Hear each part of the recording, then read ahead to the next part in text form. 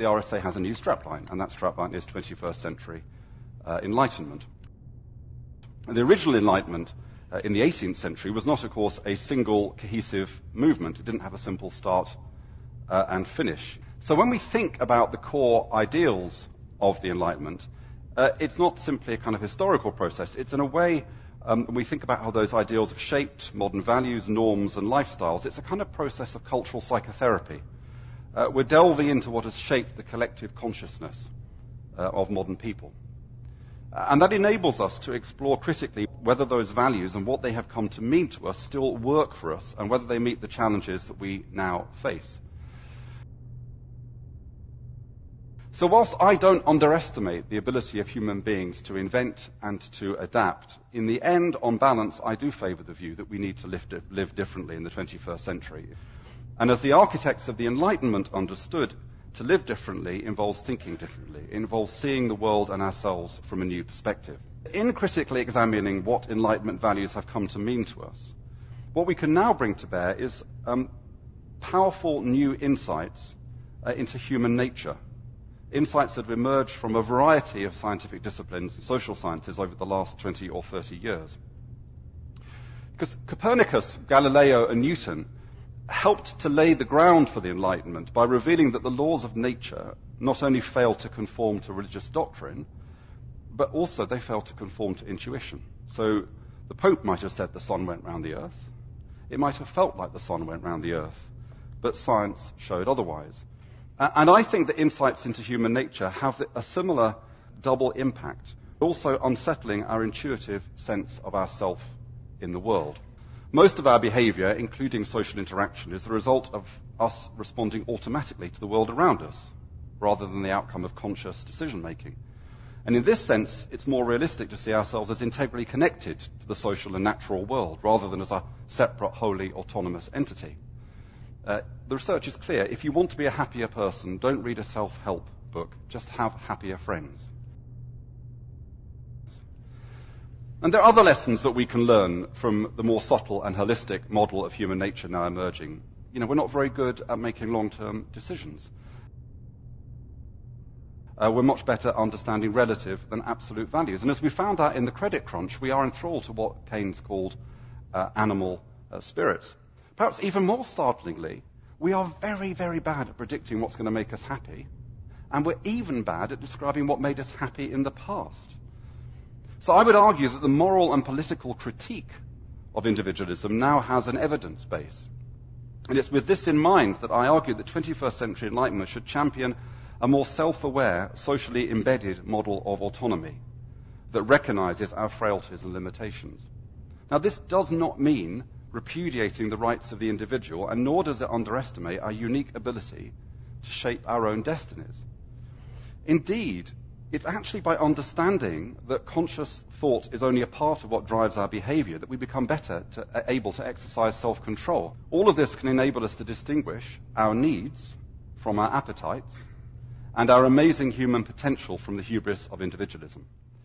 It's the basis for self-aware autonomy.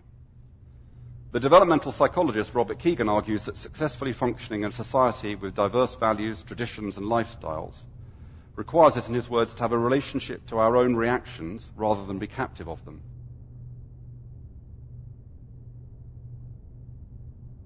I quote, "To resist our tendencies to make right or true that which is merely familiar, and wrong or false that which is only strange."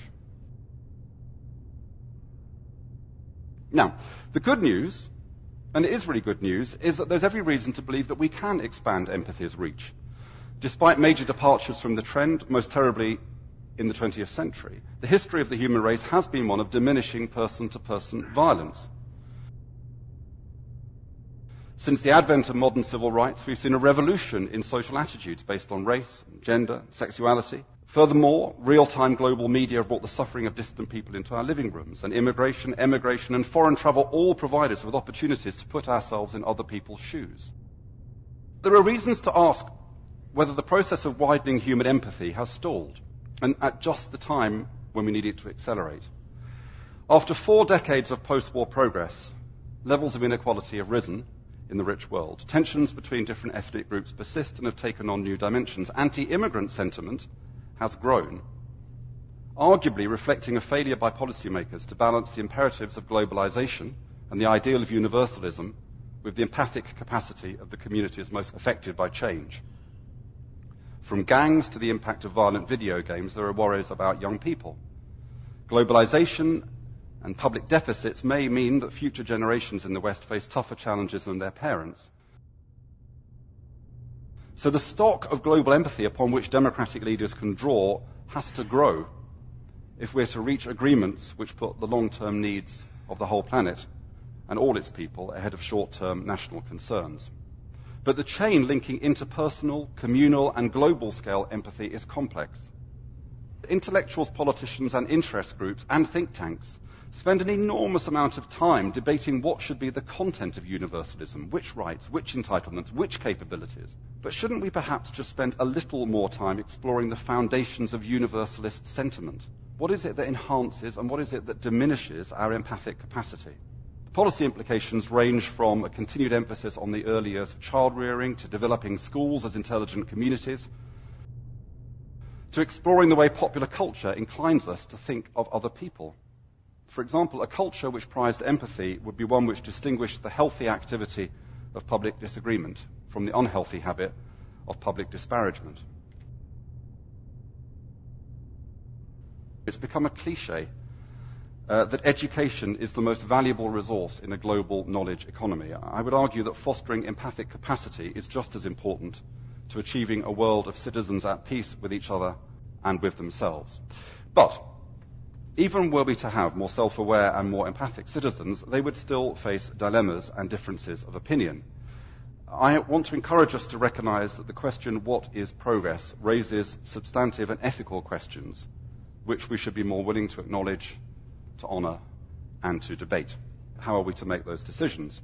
Of course, the utilitarian answer lies in maximizing human happiness, and if progress is measured in these terms, we have done well since the Enlightenment, there is little doubt. The poorest citizens of the developed world now have better health, longer lifespans, and many more resources and opportunities than those who would have been considered well off a century ago. But sometimes it feels as though the idea that progress should be designed to increase happiness has turned into the assumption that pursuing progress is the same as improving human welfare. The success of the Western post-Enlightenment project has resulted in a society like ours being dominated by three logics: the logic of science and technological progress, the logic of markets, and the logic of bureaucracy. And the limits of the logic of science and of markets lie in their indifference to a substantive concern for the general good. If something can be discovered and developed, it should be discovered and developed. If something can be sold, then it should be sold. And the problem for bureaucracy is a tendency to put the rationality of rules above the rationality of ends. And so it's in this context that the 21st Century Enlightenment project demands a reassertion of the fundamentally ethical dimension of humanism. How can we make it easier to ask, is this right? Is it to be a world where so many of us feel that the shape of our lives is dictated not by the ideal of a life fully lived, but by social convention and economic circumstance? Why should we cram education into the first quarter of our lives, desperately balance work and caring in the second and third quarter, and then feel that we're going to suffer second-class status and a fear of neglect in the final quarter? You see, rationality can tell us how best to get from A to Z, but without ethical reasoning, we cannot discuss where Z should be. So what we aim for can be as important to our well-being as what we achieve. As Michel Foucault says of Kant's own description of the Enlightenment, it has to be conceived as an attitude, an ethos, a philosophical life in which the critique of what we are is at one and the same time the historical analysis of the limits that are imposed on us and an experiment with the possibility of going beyond them. To be responsible, to create a big society, to live sustainably, this is not simply a matter of will. The 21st Century Enlightenment calls for us to see past simplistic and inadequate ideas of freedom, of justice, and of progress. Perhaps it's time to stop chasing those myths, to stop being transfixed by abstractions, and instead to reconnect a concrete understanding of who we are as human beings, to political debates about who we need to be, and philosophical and even spiritual exploration of who we might aspire to be. Creative people who want to make a difference have 1,000,001 opportunities and distractions. To engage them means an ethic which is intolerant of negativity, rigid thinking, and self-promotion, and instead keeps people constantly in touch with the words of the anthropologist Margaret Mead. True to the spirit which created the Enlightenment, true to the spirit which moved the founders of the RSA 256 years ago, Margaret Mead said simply this: never doubt that a small group of thoughtful, committed citizens can change the world. Indeed, it is the only thing that ever has.